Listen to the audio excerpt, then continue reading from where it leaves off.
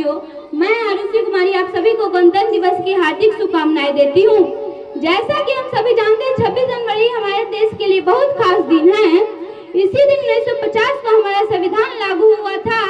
यह संविधान हमें स्वतंत्रता, समानता और न्याय का अधिकार देता है। 15 अगस्त 1947 को हमारा देश आजाद हुआ था, लेकिन आजादी के बाद देश को सही तरीके से चलाने के लिए संविधान की जरूरत थी।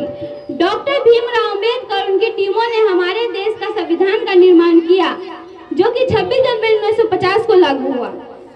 गणतंत्र दिवस हमें याद दिलाता है कि हमारे देश के स्वतंत्रता सेनानियों ने कितनी मेहनत और त्याग की, और अब यह हमारी जिम्मेदारी है कि हम उनके सपनों को सच करें। आइए हम सब मिलकर प्रण लें कि हम अपने देश को और मजबूत बनाएंगे और हमेशा इसके संविधान का सम्मान करेंगे। अंत में मैं बस इतना कहना चाहूंगी कि जब जब इस वतन पर कोई आँच आएगी और भारत माँ नम आँखों से बुलाएगी, तब हिंदुस्तान के हर घर से एक रानी लक्ष्मीबाई निकल कर आएगी, रानी लक्ष्मीबाई निकल कर आएगी।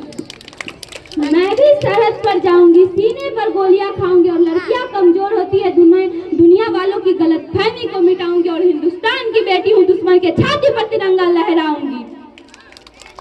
जब लड़कियां हिंदुस्तान के हर घर की इज्जत होती है, तो पूरे हिंदुस्तान की क्यों नहीं? यह पीछे कैसे रह जाए जब बात हो वतन के स्वाभिमान की? अरे बाजी लगा देगी बिना सोचने अपने जान की। और भूल मत करना सिर्फ पापा की परी समझने की, और भूल मत करना सिर्फ पापा की परी समझने की। यार शेरनी है हिंदुस्तान की। इतने नाजुक भी न बनो कि जला दे तुम्हें धूप, इतने नाजुक भी न बनो कि जला दे तुम्हें धूप। इतने अत्याचार सहने पर भी क्यों है तुम चुप? इस दुनिया ने देखी है सिर्फ कमजोरी